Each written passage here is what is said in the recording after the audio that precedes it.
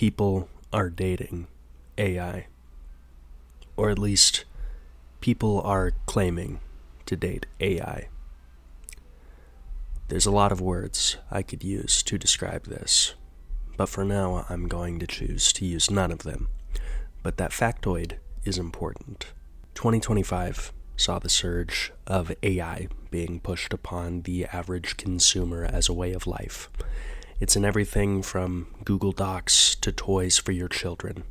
Google and Netflix are funding a rehabilitation campaign where they pay for movies to be made to make AI look better. Businesses and dipshits on Twitter are trying and failing to use AI to replace real artists. The most fascist regime in the United States uses generative AI constantly for propaganda. The tech leaders behind generative AI seek to bring about the end of the earth itself in a strange Christian power fantasy. The cost of normalizing generative AI would kill millions. The thesis statement to this essay is simple. I think you should not like generative AI. I fucking despise generative AI. And I am not some amateur to hating. I'm analytical, precise, and nuanced where I can be with it. So join me as we talk about why you should fucking hate AI. Let us begin by discussing artificial intelligence in its three major forms. There is reactive AI, often used in games and entertainment. Playing chess against a computer or getting a video recommended to you by YouTube are reactive AI. There's analytical AI, which is used in science and medicine. Analytical AI interprets data and analyzes it, searching for patterns and most of the time finding them. Both of these constructs are extremely limited and functionally useless outside of their fields. The A in their abbreviation may as well stand for automated, because they are automated code meant to run on limited scales for a deliberate purpose. Neither of these forms of AI are particularly evil or bad. Generative AI is a different beast from its brothers. Generative AI, instead of analyzing or executing simple tasks or datasets, is meant to do what a machine cannot. It is meant to create something new. You ask it for something and you receive it. Whether that's an image or a virtual hand job, generative AI is supposed to do it. How exactly does that work, though? Reactive AI is given parameters, which then makes it execute commands, like a video game NPC. Analytical AI is fed massive amounts of data made by people to train it. Generative AI does both, and it doesn't do it particularly well. Generative AI is essentially a large language model, which is sort of an advanced version of what goes into chatbots, trained off of a dataset, obviously. But every single bit of data was stolen from the internet, from videos like this, from books, from images, from movies, from forum conversations. Not one AI company secured the right to do this, with maybe the exception of Google, who could just slip it into their terms and services. They just took it and hoped to get away with it. In this, though, generative AI is incapable of actually generating. It is not making something new. It is regurgitating what it thinks you asked for. Every sentence is recycled, every style of conversation lifted from someone else's mouth. Every image was copied and slightly shifted enough to be an insult to anyone who has ever actually drawn or taken a photo. Every video was ripped from a real memory and made an insult to life itself. And I say all this because generative AI isn't actually providing anything to the world. The people who use it might get an extremely misguided sense of amusement or comfort, but that comes at the cost of livelihood and actual human interaction. Say, though, that one were to have no problem with the massive ethical dilemma of the fact that all of AI is fundamentally based off of stolen things.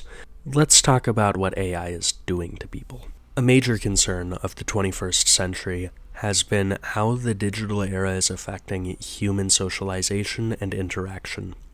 You've heard the words male loneliness epidemic thrown around an exhausting amount at this point, most likely. And you've probably seen some Fortune 500 article about how the lowering birth rate is a concern to business. Generation Z is killing the hospitality industry, and interaction is becoming more and more digitized.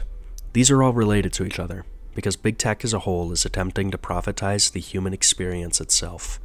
Manifest destiny has returned, and the new frontier promised to those with this vision was our minds. It starts with short-form content and social media. Get people addicted, fry their dopamine and their attention span, and make it so they feel the need to be online, like they're not getting the most out of life if they aren't on whatever platform. Paired with the decline of outdoor spaces that many young people saw in their childhoods, and now socialization is done online through a privately owned business via a method that actively fries your dopamine receptors as you mindlessly scroll through. This privately owned business can do whatever they want on their platform, and now we have handed our ability to interact to someone driven only by money. Then we introduce culture wars. Vitriol sells, compassion doesn't. Allow bad actors and genuinely bad people to make a career from being that what they are, and sell these ideas to millions of young people across the globe. Radicalize, racialize, and retaliate against anyone who doesn't have the same beliefs as you. Ruin anything you can with cancel culture, doxing, harassment, and worse. Make it feel like everyone is always being watched. By weaponizing the mass of the internet, you create a culture of fear and isolation. There's a billion shitty TikToks out there talking about how all relationships are awful, how you should only look out for yourself, how you need to be X, Y, or Z to be successful, and the theme of all of them is fear. Make people afraid of each other, afraid to socialize outside of this privately owned business where they get to live in a bubble. Then, when they're alone, when they're scared, you make them a friend. This is the last step, where we are now. Making a product that acts human enough to sell to everyone too afraid to go out and face the real world. The people who made AI do not have good intentions. They would take the fucking sun from you and sell it if they could. The effects of generative AI on the brain aren't all that great either. Prolonged use of generative AI causes cognitive offloading. Essentially, your brain is a computer wired to survive as efficiently as possible. Whatever you have a tool do for your brain will lose the ability to do itself. When it's a calculator or navigation, maybe not the biggest deal in the world. If you can't do math or read a map, you can still be a human being. What is cognitively offloaded with AI usage, though, is things fundamental to the human experience. People who consistently use AI see an incredible decrease in their critical thinking, memory, and communication skills, and all of this leads to atrophy. Put simply, whatever you have AI do for you, you will lose the ability to do yourself. We have actual human beings in the real world who are losing the ability to function without AI, without a product owned by a private business that has little oversight and bad intentions. Because AI is designed to be your friend, and it is a yes man that won't disagree with you. Everyone wants to use it, right? This has led to the new problem of AI psychosis, where using AI is making otherwise fine people suffer from delusions of grandeur, commit acts of violence, or fall into some weird insanity loop about spiritualism, religion, or technology. Have you ever stopped and wondered why exactly it is that businessmen are like that? And you know exactly what I'm saying. They have this idea that they're God's gift to the world, that everything they shit out is gold. It's because they're surrounded by sycophant yes men who say yes to everything they say to keep their jobs. What big tech did was they took that yes man and they put it in your pocket. So now anyone can have a yes man, and that's a bad thing for anyone. People are claiming to date AI. There's a New York Times article about it. There's a subreddit, and even a company that specializes in dateable chatbots. I've had the idea to write about people claiming to date AI for years now, but now people are dating AI because they, for some reason or another, have been conditioned to think text messages are love, and to think they can't get this from another person. They have been made into people who would buy love itself from a company that isn't even selling the real deal, and the love they're buying is killing them and their minds. Anyone who doesn't live under a rock should be aware of the environmental cost of AI as well. AI is based in data centers, and these data centers require massive amounts of electricity. In a previous video, I estimated that running AI Minecraft for an hour required enough energy to power a small town.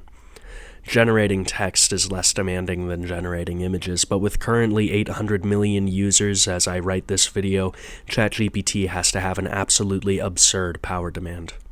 This anticipated demand is so hefty that the American government is working to update electricity infrastructure so that the common people can have electricity and AI can have electricity.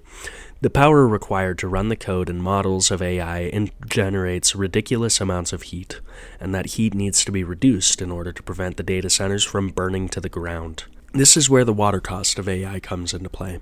Water is a precious resource because literally everything needs fresh water to not die. It is also an effective coolant and thermal insulator, which means it has massive demand in manufacturing sectors. Though running AI for a prompt may not consume as many gallons of water as growing rice, the problem is simple. We need food. We do not need AI. And stretching our water supply thin is going to have disastrous consequences. In short, the oncoming storm of AI means power prices are going to increase and electricity supply is going to drop. Water shortages will happen, and pollution from industrial runoff and heat will destroy the environment abroad and especially where the data centers are located. This isn't fear-mongering. This has been recorded in places where AI data centers have already been built. If the cost of the future is the lives of people, then perhaps we need to reassess what exactly it is the future looks like. All of this effort, propaganda, and damage for AI, and what exactly is it doing? It is true that AI as a tool has massive potential in limited applications. In coding, technology, and engineering, AI excels. At almost anything else, though, it isn't anywhere near the best option. AI art has been all the buzz, with countless assholes screaming about it being the future. AI art isn't the future. It is the past ground up into the creative equivalent of a hot dog meat and shat upon the world. AI cannot think, it can't do anything beyond an algorithm, and therefore it cannot do anything that doesn't require an algorithm as well. And we could get philosophical and say that, ooh, everything's an algorithm, but let's be real, no the fuck it isn't. This is why AI images, videos, and art have all a certain fishbowl look to them. AI cannot communicate, it can only pretend. This is why it gives people psychosis by being a moronic yes-man. AI cannot understand pain or life, and this is why it cannot be a lover, friend, or therapist. AI is the desperate attempt by a few people to isolate you, destroy your ability to think, and then profit off your need for a mind. AI is meant to be bland, uninspiring, and just good enough for you to keep using it. The main people who use AI on a famous scale, I would say, have moral failings, and I would go so far as to say that the common person who uses AI is either ignorant of the cost or entirely morally bankrupt themselves. AI has become the defining fashion of the modern return of fascism, with the current corrupt leaders of the world being so lazy and arrogant that they desire a certain look without needing something as radical as an artist. But let's take a look at the people behind the rise of AI.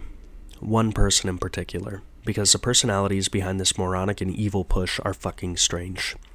Peter Thiel is an American-German and businessman with his fingers in so many bad things about today's world that it's almost impossible to understate how much this singular man is trying to change the world for the worse.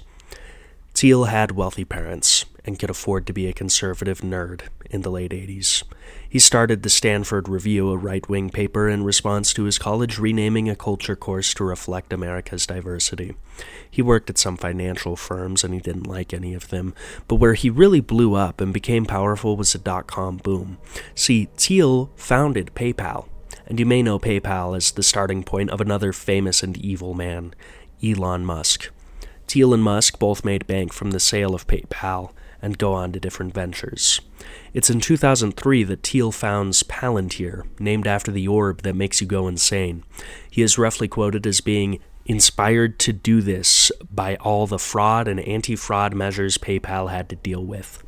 Palantir is a data analysis firm, and it's most infamous for enabling government bodies to spy on you by allowing them to analyze all the freaky-deaky-ass amounts of data technology that surrounds us can gather.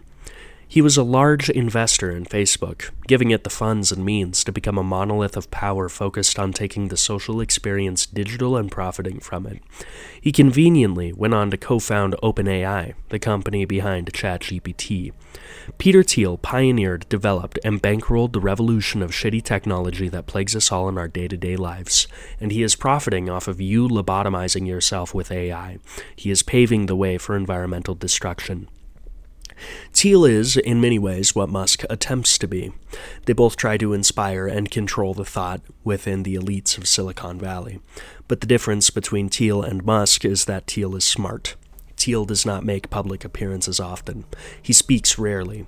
Thiel is the centerpiece of the dark Enlightenment movement, where businessmen are no longer pro-democracy and are instead actively trying to dismantle it to further the systems of capital that make them money.